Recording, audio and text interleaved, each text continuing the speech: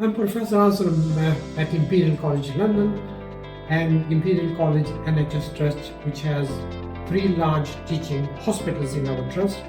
Because it's a teaching hospital, obviously we have students to teach. I run medical ultrasound course in Vascular. So we have large patient numbers who are keen to learn vascular ultrasound. And what more can be more convenient than this little machine?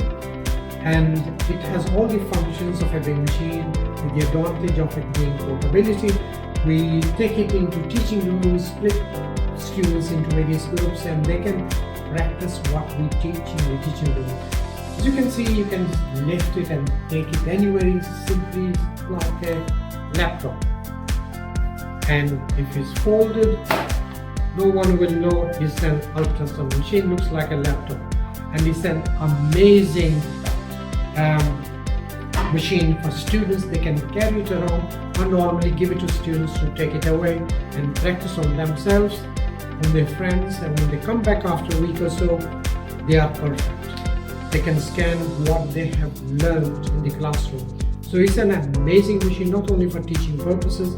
I also like to take it to the wards and ITU and also in theatres to test patients while they're on the bed or on ITU beds, as opposed to pushing large machines along the corridor.